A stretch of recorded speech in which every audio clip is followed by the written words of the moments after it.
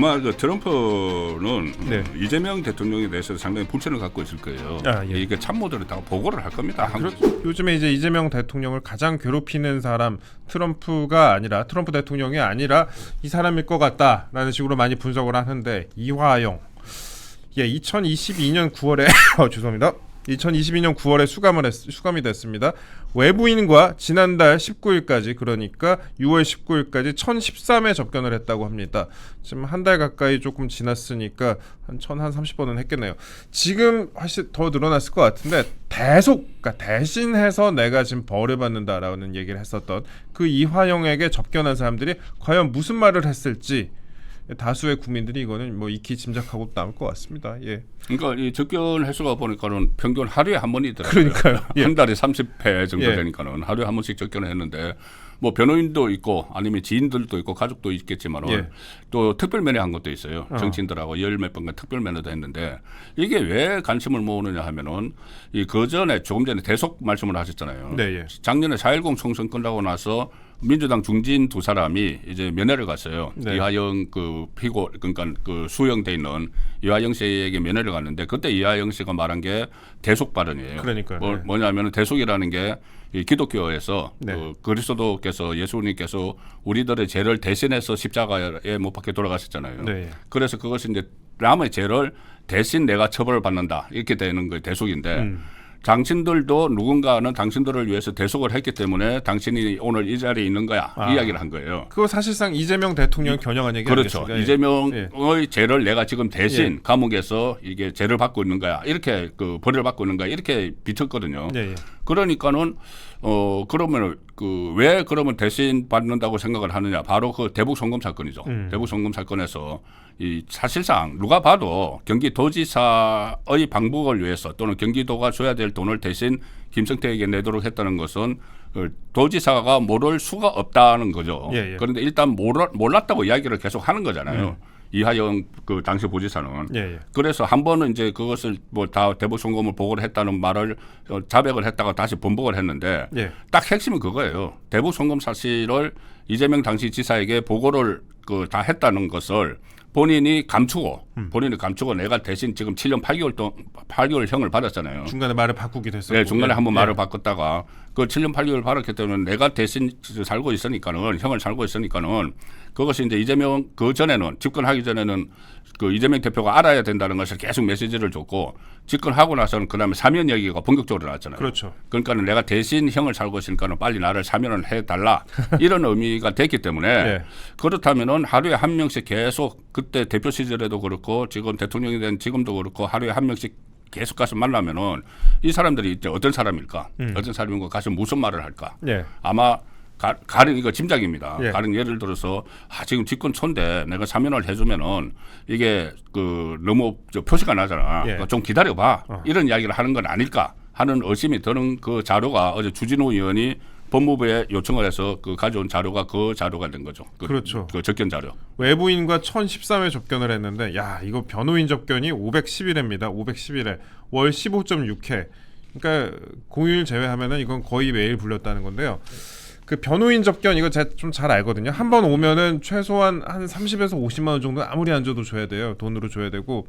근데 변호인 접견을 왜 하느냐? 보통 시간 제한이 없어요. 변호인 접견은 시간 제한이 없기 때문에 속칭 이제 범털이라고 불리는 약간 이제 그 돈 많은 그런 사람들이 이용을 하는 그런 경우가 많은데 변호인 접견을 하면은 외부 소식을 들을 수 있고 좀 답답하지 않으니까 그렇게 하곤 하는데 511회 이 돈도 어디서 났을까? 이것도 좀 궁금한 부분이에요, 사실. 그렇죠. 예. 그리고 주준희 의원이 그 이야기를 했잖아요. 변호인 접견이 511회 거의 뭐 휴일 제외하면은 뭐 하루에 휴일 포함해도 이틀에 한 번꼴인데 예. 거의 뭐 매일 변호인 접견을 했는데 지금 그때 대법원 확정 판결이 다 나고 나서도 대법원 접견을 계속했다는 그렇죠, 거예요. 그렇죠. 변호인 접견을 예. 했다는 거예요. 그러면 이제 재판할 게 없는데 예. 그리고 물론 지금 이재명 대통령과 공범으로 돼 있는 김성태와 공범으로 돼 있는 그 재판은 아직 시작도 안 했어요. 공판 준비 기일이 22일에 예정이 돼 있거든요. 예. 대북 선거. 그렇기 때문에 변호인을 만날 일이 없는데 왜 그렇게 변호인을 많이 접견을 했느냐. 그런데 이재명 대통령 주변에 보면 변호인들이 그냥 변호인이 아니고 그렇죠. 그 정치하는 변호인들이에요. 그렇죠. 예. 다 그래요. 예. 지금 그 관련 변호사들을 전부 다 뭐 민정수석실에 4명이나 포진을 시키고 예. 또 심지어 국정원 기조실장에 또 앉혔잖아요. 예. 대북송금 사건 변호를 했던 변호사를. 예. 그렇다면은 이 변호인들이 과연 순수한 법률 그 상담을 하는 변호인이니까 그 부분도 한번 짚어봐야 되는 거죠. 예. 거기다 또 영치금 입금 내역 같은 경우에는요 사생활이다라고 하면서 법무부가 제출을 거부했습니다. 과거에 여러분들 기억하실 거예요. 그 조국 전 장관의 아내 정경심 교수 같은 경우에 정경심 전 교수 같은 경우에는 영치금 관련해서 그 부분은 그 수감되는 동안 영치금으로 상당히 많은 돈을 벌기도 했었는데 억대의 돈을 벌기도 했었는데 그래서 조국 전 장관이 그걸 갱신을 할까 예. 이런 이야기들도 나오고 있죠. 그러니까요. 근데 이번에 과연 또 갱신이 될지 그 부분이 또 많은 분들의 관심이 좀 쏠리는데 그 대통령 입장에서는 또 이화영의 버금가게 골치 아픈 사람 트럼프 대통령일 것 같아요. 일단 지금 아직도 못 만나고 있습니다. 나토 회담에 갔다면 만날 수 있었을 텐데 그걸 못 만나고 이렇게까지 만났는데 관세와 무역으로 연일 우리나라에 대한 압박 수위를 높여가고 있는데 이제 안보까지도 꺼내들었습니다. 방위비를 100억 달러는 내야 한다. 100억 달러 그러니까 13조 7천억 원이죠. 지금 올해 분담금이 방위비 분담금이 1조 4,028억 원이니까 9배 넘게 내야 된다라는 것인데 지금 이 트럼프 대통령 관련해서 이 관세 협상 등등 비롯해서 방위비까지 상당히 압박이 강하게 들어오고 있는 상황 아니겠습니까? 이게 다 예견이 됐던 거죠. 예. 충분히 예상이 됐었습니다. 트럼프가 후보 시절부터 네. 계속 방위비 분담금을 그 지금보다 9배 이야기를 다 꺼냈었고, 네. 그리고 주한미군 감축 문제도 했었고, 또 관세 같은 것도 다 이야기를 했었어요. 예. 그런데 이번에 특히 어제 그 보도된 거에 의하면은 지금 말씀하신 대로 방위비 분담금이 9배로 더 늘어나서 청구를 하려고 하는데 네. 지금 이재명 정부의 관계자들의 말을 들으면 좀 한심해요. 뭐냐면은 그거 별로 걱정하지 않는다는 취지로 이야기해요. 아하. 왜냐하면 우리가 이미 한미 방위비 분담금 협상을 해놨기 때문에 네. 거기에 따르면은 지금 9분의 1이 되는 거죠. 예. 그런데 그때는 바이든 때입니다. 바이든 그렇죠, 대통령하고 그렇죠. 한 거예요. 예. 트럼프 대통령하고 한 게 아니고 트럼프는 지금 바이든 흔적을 지우기를 하고 있잖아요. 없는 사람으로 사실상 보는데. 네, 그렇죠. 그렇게 하고 있는데 그런데 바이든하고 합의를 해놓은 거 있으니까는 뭐 별로 걱정 안 해도 된다. 이것은 정말 너무 아니한 네. 그런 인식이 되는 것이고, 그리고 또 트럼프의 스타일을 보면은 본인이 직접 만나가지고 그 다른 나라 정상들하고 한 30개국 이상 정상들이 다 미국 찾아가서 만났어요. 맞아요. 그런데 지금 이재명 대통령은 그 처음에 G7 가가지고 좀 이해할 정도로 일단 그 만나기로 했다가 무산돼 버렸잖아요. 네, 예. 그리고 나토에 가서 이제 만났어야 되는데 나토 가지 않았습니다. 나토 가지 않은 이유는 뭐 국내 상황이 너무 이렇게 복잡하고 처리할 일이 많아서 그랬다고 하는데 그 나토 가지 않은 대신 그때 광주 갔어요. 그렇죠. 광주에 가서 군공항 이런 얘기 군공항, 있잖아요. 광주 군공항 이전 예. 이런 문제하고 그 호남 민원 들어주고 그런 행보를 주로 했습니다. 예. 그리고 나토에서 그렇게 놓쳤는데 지금 와서는 이제 트럼프를 직접 만나야 되니까는 위성락이죠. 그 저기 미국 보내가지고 네. 이 무슨 뭐 다시 미국 국무장관하고 만나서 한미 정상회담을 하자고 이야기를 하고 있는데 미국에서는 지금 그 정상회담을 할 때가 아니다. 할 때가 아니고 우선 그 관세 협상부터 다 끝내놓고 나서 정상회담을 해야 된다는 이야기고. 예. 이제 그러니까는 이 트럼프를 만나기도 어려워진 이런 상황을 저는 스스로 자초를 했다고 봅니다. 그 나토 가서 그 기회가 있었는데 그것을 이제 날려버리고 쉽게 만날 수 있었는데 지금은 가슴에. 예. 다시 만나자고 이야기를 하고 있지만은 미국 쪽에서는 좀 일종의 신경전을 벌이면서 주도권을 본인들이 쥐고 있다고 생각을 하는 거죠. 그렇죠. 위성락 실장이 지금 갔는데 그냥 공감했다라고만, 그러니까 조속히 만나자라고 하니까 미국 측에서 공감했다라고만 보도만 있고 공감이 한번 언제든지 할 수 있는 만나는 거야. 그래 만나는 거야. 만나지. 예. 근데 시기가 시점이 문제잖아요. 시기. 지금 그다음에 8월 1일까지 지금 해놨는데 유예시켜놨는데 관세를 그 전에 다 만나서 해결을 해야 되는 거죠. 여권 일각에서는 그래갖고 정상회담을 꼭 해야 하느냐라는 그런 기류까지도 있는 상황이다. 이렇게 보도가 나오고 있습니다. 아니 그거는 정말 그 예. 위험한 생각이죠. 그렇게 이야기를 하는 것은 지금 그렇죠. 트럼프의 성격이나 지금 트럼프가 다른 나라하고 해결하는 그 방식을 보면은 전부 다 탑다운 방식으로 하잖아요. 예. 정상끼리 만나서 다 해결을 해버리잖아요. 그런데 정상회담을 꼭 해야 되느냐? 이것은 정상회담이 어려워지니까 일종의 어떤 그 명분 만들어내기로 비춰지는 그런 상황이 굉장히 곤란하죠. 그리고 예. 이게 제가 이 취재를 좀 그때 당시에 많이 해봐서 아는데 그렇죠. 이게 뭐냐면은 그때 처음에 트럼프가 취임을 하고 이 관세 협상을 시작을 하면서 고유로 관세를 때리면서 네. 5나라를 우선 협상 대상국으로 지정을 했어요. 예. 한국하고 일본하고 저 영국, 호주, 캐나다인가 이렇게 5나라를 지적을 했습니다. 네. 여기는 우리 우방국이니까 예. 그때 한 70몇 개국이 트럼프하고 회담을 하려고 막 줄을 섰거든요. 그 트럼프를 못 만나서 안달이고 그런 상황이었는데 그러니까는 그 우선 협상 대상국으로 5나라를 지목을 했어요. 그런데 그때 우리가 한덕수 총리 대통령 그렇죠. 권한 대행 예. 체제였어요. 그래서 그때 최상목 경제부총리나 그 안덕건 통상 그 산업자원부 장관이 예. 가서 협상을 하려고 하는데 그때 이재명 대표 쪽에서 협상하지 말라고 했습니다. 그거 나중에 우리가 집권하면 우리가 할 테니까 예. 협상하지 말라고 했어요. 그래서 협상이 지지부진한 그런 측면도 없지 않아 있습니다. 예. 그런데 본인들이 이제 집권을 했는데 협상을 할 자리조차 만들지 못하고 있는 그런 상황이 된 거죠. 진짜 지금 이렇게 준비가 좀 안 돼 있는 상황이고 그때 차라리 그랬으면은 그 한덕수 전 총리 있을 때 그 당시에 하라고 했으면 지금까지 이런 상황까지는 안 왔을 건데 그러니까 지금 뭐 특사를 보낸다라고 하고 있어요. 뭐 미국에 이제 특사를 보낸다고 하고 있는데 이 특사라는 게 꼭 뭐 트럼프 대통령을 만날 수 있을지 안 만날지 못 만날지 그건 모르겠습니다. 여태까지 특사가 이제 대통령을 만난 경우도 있고 안 만난 경우도 있는데 지금 뭐 주요 인사를 신속하게 만나야 한다라는 지적이 나오는 가운데 미국의 접촉 채널 자체가 없고 주요 언론에서부터 일단 사설로 트럼프 직접 만나서 의중을 파악할 수 있는 특사를 검토해야 한다라고 특사부터 우려를 하고 있습니다. 제가 왜 특사에게 자꾸 말씀을 드리냐? 특사 김종인 전 비대위원장 그리고 이현주 의원, 김우영 의원 이렇게 3명 이름이 나오고 있지 않습니까? 그런데 트럼프나 그 주변과 특별한 인연은 없는 것으로 그렇게 보도가 되고 있어요.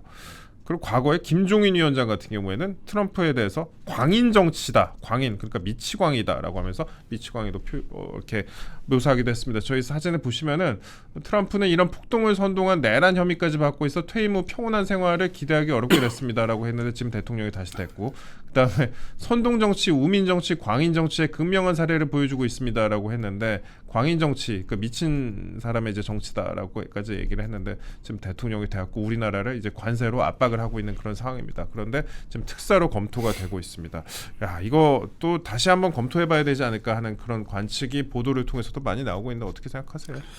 아마 그 트럼프는 네. 이재명 대통령에 대해서 상당히 불신을 갖고 있을 거예요. 예. 이게 참모들이 다 보고를 할 겁니다. 그렇죠. 일어난 미국은 뭐 상황들. 다 알죠. 뭐. 네, 다 그 미국 대사관 이런 예. 데서 다 보고서를 다 올리죠. 예. 뭐냐 하면은 그때 윤석열 전 대통령 탄핵을 할 때 첫 번째 그 탄핵 사유서에는 한미 동맹 강화가 들어 있었어요. 한미 동맹을 강화를 했기 때문에 탄핵을 해야 된다. 예. 거기 들어 있었죠. 그렇죠. 중국하고 러시아는 적대시했다. 예. 근데 그 나중에 빼긴 뺐지만. 북중로를 적대시하고 예. 미국 중심에. 예. 그러니까요. 예. 그리고 또 주한미군에 대해서 점령군이라고 표현을 한 적도 있고 예. 그런 부분들을 아마 트럼프도 인식을 하고 있을 겁니다. 그리고 지금 이 김종인 문제도 지금 보도가 됐기 때문에 이것도 다 그 미국으로 다 보고가 될 거예요. 네, 예. 대사관에서 다 하겠죠. 그런데 이게 본인이 그때 이제 그 대선에서 그 재선에 실패하고 나서 뭐 미국 의사당을 지지자들이 난입을 해서 사상자가 발생을 했잖아요. 네, 예. 그 시점에 이제 한 이야기이기는 하지만은 어쨌든 광란의 정치를 한다. 미치광이 광인의 정치, 미치광이 정치를 한다. 이런 식의 표현을 한 사람을 특사로 보낸다고 하니까 예. 가뜩이나 이재명 대통령에 대한 불신이 깊은데 그렇다면은 정말 이게 우리하고 진정하게 진정성을 가지고 협상을 할 준비가 돼 있는가, 자세가 돼 있는가 네. 이런 문제부터 아마 그 의심을 갖기 시작을 할 거예요. 그래서 이거는 지금이라도 아직 출발 안 했으니까 빨리 교체를 해야 되고 정말 누가 가서 그 트럼프를 만날 수 있는지 다 찾으면 다 찾을 수가 있어요. 트럼프도 그렇죠. 사업을 예. 다 했고 네. 한국에도 지인들이 많습니다. 예. 가령 뭐 저 정용진 네. 회장을 비롯해서 그 아들 트럼프 주니어하고 뭐 아주 친하잖아요. 그렇죠. 예. 뭐 물론 뭐 기업인이니까는 특사로 보내기 예. 좀 어떨지 모르겠지만은 그런 그 꼭 정용진 회장이 아니더라도 정말 트럼프하고 이야기가 될 수 있는 그런 사람들을 찾는 노력을 좀 해야 되는 거죠. 정용진 회장도 있고 뭐 풍산 유진 회장도 있죠. 유진 회장도 회장. 있고 뭐 미국하고 상당히 인맥이 두터운 사람들도 많이 있는데 일단 지금 나오고 있는 그 특사 거론되고 있는 그 사람들로는 과연 미국 가고 어느 정도의 결과를 낼 수가 있을지라는 근원적인 좀 의문이 드는 게 사실인 것 같습니다. 예, 저희가 지금까지 송국건 본부장님과 함께 정치권 이슈를 쭉 한번 다뤄봤는데 그렇습니다. 이게 다루다 보니까 뭐 답답한 내용도 있고 어떻게 보면 실망스러운 내용도 있는데 잘 준비하면 그러면 또 잘 대응할 수 있는 부분도 있고 저희가 뭐 국가가 안 되기를 바라는 것도 아니고 국가가 잘 되기를 바라는 국민의 마음에서 또 말씀을 드리기도 했었는데 그러니까 이런 부분들은 좀 야당 입장에서도 특히 그 관세 협상과 관련된 부분, 그다음에 방위비 협상 등과 관련된 부분은 야당에서 좀 적극적으로 목소리를 냈으면 좋겠다라는 생각이 듭니다. 예, 본부장님 어떻게 좀 현명하게 이 위기를 극복해야 될까요? 예. 일단은 그 이재명 대통령이 어떻게 보면은 지금 말하고 행동이 다른 정치를 하고 있거든요. 예. 가장 그 극명하게 드러나는 게 방송법입니다. 방송법 그때 이 방송법에 대해서 속도 조절론을 이야기를 했는데 예. 그것이 실제로는 가방위에서 전격적으로 처리를 해버렸을 때 그때 그런 말이 나왔어요. 이 역할 분담을 하는 게 아닌가. 국합 배드캅. 그렇죠. 이렇게 역할 분담을 하는 예. 게 아닌가 했는데 그게 역할 분담이 아니었어요. 아하. 역할 분담이 아니고 이 속 마음하고 겉으로 말 표현이 달랐던 거죠. 혼내 다테마이가 달라. 그렇죠. 예. 그렇죠. 그러니까는 이 본인은 이제 대통령 자리에 앉았으니까 네. 이제 통합이라는 이 하도를 던지기는 하지만은 실제 행동은 그게 아니고 민주당 쪽에 힘을 실어주는 거죠. 일종의 저는 가이드라인까지 그 보내고 있다고 봅니다. 아하. 그거는 저 특검법도 마찬가지잖아요. 예. 특검법 뭐라고 그때 했냐면 특검법을 처리를 하고 나서 조금 전에 말씀드린 대로 이진숙 위원장이 이거 정치보복으로 비칠 수가 있다고 했을 때 네. 그 이재명 대통령이 그렇게 이야기를 했다고 보도가 됐어요. 뭐냐 하면은 그래 나도 대통령이 됐으니까 이것은 그냥 특별수사본부를 만들어서 기존에 있는 수사 그 기구를 가지고 네. 했으면 좋겠는데 민주당이 밀어붙이는데 어쩔 수가 없다. 이렇게 이야기를 했다는 거예요. 네. 상권 분립 국가이기 때문에 내가 민주당이 하는 걸 뭐라고 어떻게 하느냐. 이렇게 이야기를 했다는 거예요. 네.